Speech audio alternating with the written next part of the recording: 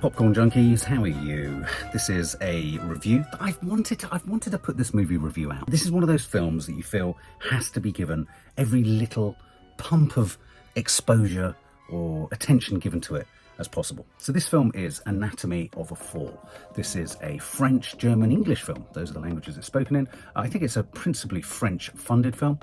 It's directed by Justine Triet. It has a very small cast. Principally, it stars Sandra Hüller as the lead woman. This film is a very simple conceit. It's a very simple concept. This film pivots around, essentially, the unexpected fall to their death of Sandra's husband. This is a film that pivots around and has as its sort of central premise the extent to which, and this is revealed in the trailer, so this is not a spoiler, that essentially her husband has fallen to his death in the snow, pool of blood around his face, and really the whole film explores: did she, didn't she, could she have done, was it a crime of passion, was it a crime of frustration, was it an argument, was it an accident, was he pushed, was he nudged, did he accidentally fall, etc, etc. What happened to him. This film also won the Palme d'Or, and it's interesting that it won the Palme d'Or because another film a few years ago that won the Palme d'Or was a film called Force Majeure, and Force Majeure was a film that essentially pivoted around a moment, but a sort of huge occurrence, an avalanche, and the whole film essentially sort of, the rest of the film is about the aftermath of certain choices that were made by members of the family. And so this film isn't interested in the drama of the fall. In fact, you don't see the fall. You don't even really hear the fall. You just see the aftermath. You have a sense of him dead, and the whole film is essentially all about exploring this woman's life. She's and her relationship with her husband through her testimony. There's enough about his fall to lead one or someone to possibly think that there was something untoward in it. The film starts with the central character, Sandra, who's an author. She's a successful author, being interviewed by a younger woman, a journalist. And there's a sense of a sort of potential kind of frisson, flirtatious kind of thing. This is amplified by the fact that we're an extreme close-up, reverse shot of her, the author, and the interviewer, the journalist. But accompanying this chat is the loudest, most abrasive, most obstructive and intrusive sound of music being played upstairs, and it's being played on a constant circular rewind. No sooner does the track finish and it goes back to the beginning, and then it seems to get louder and louder and louder. And this is really interesting because, okay, so let's forget, this is really important for the actual story, for the case, as to whether, she killed him or didn't kill him. And yet, at the same time, right at the beginning of this film does a really successful job of drawing your attention to all of the tools that are in the filmmaker's handbook. These are two extreme close-ups. We've barely got a sense of where we are. We know we're in a sort of snowy place, and we've just got really loud soundtrack, which makes it really loud music, which makes it really hard to hear what's actually being said. So you begin to get really irritated, and I thought, God, this is really obstructive and really annoying and really brave, because for most people, I think Nadia would sit there and go, fucking hell, I can't bear this. I can't hear myself think, quite literally, and to the point that they can't hear themselves think. And then it said after this interview has happened, that it's revealed that her husband has tragically fallen to his death, or has he been pushed to his death, or was he pushed to his death earlier? So what happened to him? And how does this film work? What makes this film work? What would make this film succeed? I mean, it's not particularly show-offy, it's not particularly inventive, it's not experimental in its camera work, it's not particularly, sophisticatedly edited, it's not engaging in clevernesses or even particularly too much filmic language. What it's playing with is playing with character. This film is all about character. And it's the character of Sandra that is the beating heart of this film. Her performance is fantastic. Sandra Hüller is the name of the actress, and her character is also called Sandra. We get one of the most intensely, searingly honest, difficult, awkward, sort of discomforting portraits, I think, in this film of a relationship, of a marriage of two creative people, and how a creative tug of war, a sense of rivalry, a sense of one-upmanship, a sense of control, a sense of fear between the two of them, how she has the upper hand, if you like. What you discover is that she has the upper hand, she's the more successful. Has she nicked ideas of her husband's from books that he started but failed to complete? Or has he given up on his ambition? Probably truth and a bit of both of those sides of the equation. And so what becomes apparent is that we have potentially quite a quietly ambitious, quite a quietly manipulative, maybe, female author. This film asks us to ask questions about what it means to be a creative. On the one hand, and what's so clever about the lead actress's performance is she could be everything she says she is. She was in a troubled relationship. She felt trauma over their son. They have a son together who's partially sighted, went through an accident when they were younger, and she cites that as being the cause for her husband, who's also a writer, for him stopping. He was much closer to the boy. He was much more involved in the boy's day-to-day life. So this film also kicks up ideas of rivalry between male and female parents, the mum versus the dad.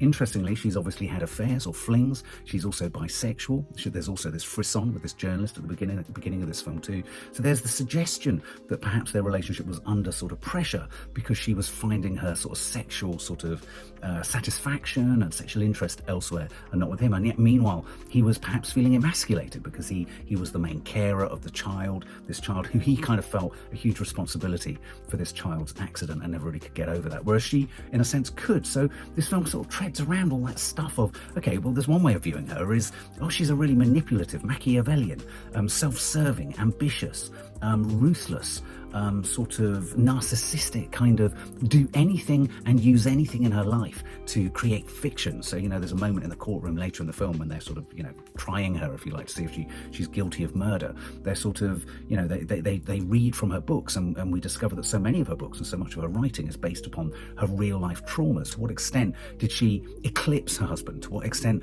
did she vampirically drain her husband of his own ambition? And literally, as he says in a very, very powerful scene that I'll talk about in a minute, later in the film, he talks about him sort of hiding his light under a bushel and closing off his ambitions, whereas she actually describes him as being afraid, but maybe that suits her. So this gives us a sort of 300, so in retrospect and in present day, we're given a sort of 360 degree, really intense, really detailed, really layered. But when I say layered, that doesn't mean anything too complicated is going on. Sandra Hüller, the actress's face, it's a poker face. It's inscrutable. She's impassive. She's sort of, not a lot is going on. And yet at times you think, does that demonstrate a sense of disconnection, that she feels nothing about her child? I mean, she doesn't really seem to have much time to be upset actually about the loss of him, rather than actually trying to work out how her and someone who clearly she's had a bit of a fling with, or a thing with, or a relationship with, or friendship with, her lawyer, whether she can actually just get off from, it looking like she's killed him. She never admits to killing him. There's never any sense that she has killed him. She doesn't tell her lawyer,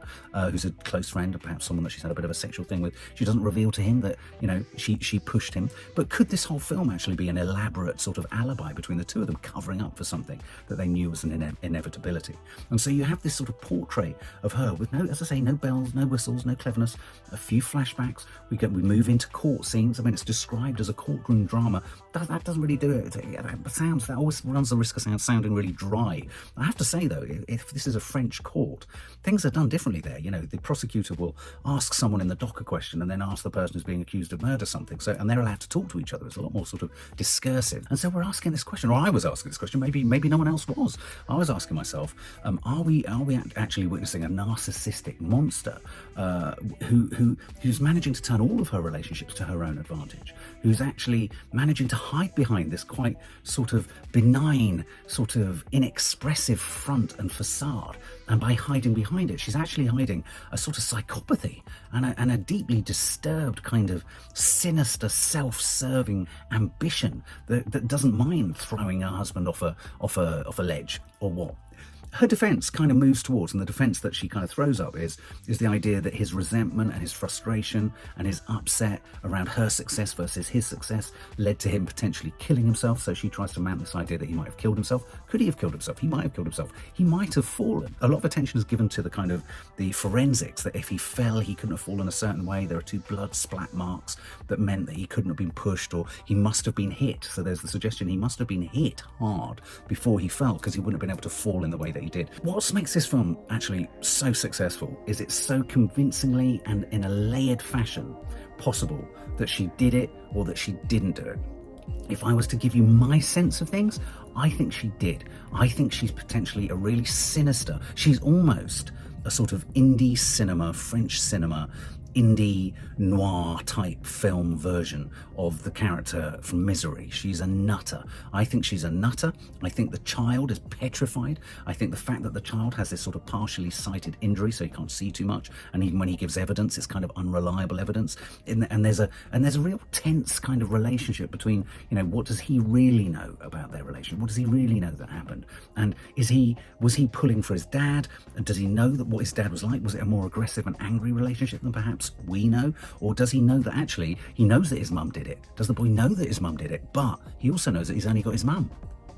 So he's a survivor too. There's one creature in this that knows everything, I think, and that's the dog. The film starts with the dog. The ball bounces down the stairs. The dog picks it up. The dog looks a lot. The dog walks around a lot. The dog is a very good performer. It's one of the best dog performances I've seen in a film in quite a few years. And it's, you know, the final shot in the film is Sandra, the woman, hugging, you know, embracing the dog on a bed, and you're left thinking, what does the dog know? It's a swirling mass of intrigue around this really implacable, quite sort of, as I say, sort of boring woman, and sort of, she's neither particularly beautiful, she's neither particularly creative, she's not a particularly nice character. She seems, when she wins the case, she says it herself, she says, I'm sort of pleased I've won something, but what have I won? I haven't won anything. And then there's this one moment at the centre of this film, there is this one particular scene which is actually triggered by some audio evidence that's presented in the courtroom. And as they hit play on the audio evidence, the film sort of cleverly sort of cuts to us seeing what was recorded, and we see the scene played out. And I have to say that this was about 12 to 15 minutes, a 12 to 15 minute scene between two creatives in a relationship. It was brilliantly written. It was fantastically performed. They dovetailed and intercepted all sorts of topics of parenthood, sacrifice, the things that he'd sacrificed in terms of his creativity and his time and his passion, the things that she'd sacrificed in terms of moving to his country, sacrificing her friends, sacrificing their relationship, in terms of her finding satisfaction in other people, in terms of him loving his child but also loving his craft, and him wanting to find the freedom. I mean, he talks actually in this argument about, this is the time for me, I want to strike out, I want my own thing. She hits him with, but you have fear, and because you're fearful and you're not brave, she emasculates him creatively. And this will resonate. I think this scene really speaks to so many things in so many power struggles in relationships, where you're trying to draw an equivalence between each other, you're trying to find a balance, but actually the power balance it's never quite like that. It was an incredibly powerful scene in which, one is accusing the other of stealing their creativity, quite literally in her case, stealing an idea of his and turning it into a book, him having felt like he'd had his dream, if you like, his creative dream stolen from him, which again lends itself to, did he kill himself? There's so much here to say that he could have killed himself. There's so much here to say that she could have killed him by, not even necessarily on purpose, but that he may have fallen. And so the title, The Anatomy of a Fall, is such a clever title, because of course we get given no concrete answers. We're surmising everything. I won't let you know what they actually decide in court, but in terms of the outcome of this film, you're not given a clear route out. My sense, as I've said earlier, is that she's a psychopathic writer who has narcissistically gobbled up everyone around hers, if not just their creativity and her husband, but also their own life experiences and their own traumas in terms of her child. And I think, potentially in this, there's a moment in this where she's listening to the story of her case on the television, and she's sat, I can't remember, I think in a hospital or somewhere, sort of eating lunch or something. And as she's hearing it, I thought to myself, wow, this is going to be the subject of her next novel. But I'd love to know what you think, guys. I want everyone to see this film. This is an excellent film. This is sensationally acted. It's all the better for the fact that it's not all bells and whistles. I'm a huge cinephile. I love films with, sweeping cameras and focus pulls and rich grades and all that kind of stuff. This is very, you could argue, very functional, almost theatrical, but it's not. This is a wonderful film in which characterization is at the heart of it. In some films it could be the script that's great, or it's the camera work, or it's the editing, or it's the performance. This is the performance, obviously, and it's the script, but it's character. The character here is so deep and it's so real, and she holds her cards so completely to her chest that we are prevented from any clear, distinct, definitive sort of verdict that we can make for ourselves about, did she or didn't she? Did he fall? Was he pushed? All this. I mean, you're left thinking, could the dog have attacked him? Could the child have pushed him? What does the child know? What's in this for the child? Can the child who can't see everything, has he seen everything? The dog that can't say anything, would it say everything if it could? All this kind of stuff. So much to like in this. So much to like in this. Or As in the title? Did he just fall? Was he playing loud music? He was hammering a thing to the attic, and did he just fall? It could be just that. That simple. But I doubt it. If I had to score it, I think I'd give this 98 out of 100. A near perfect film.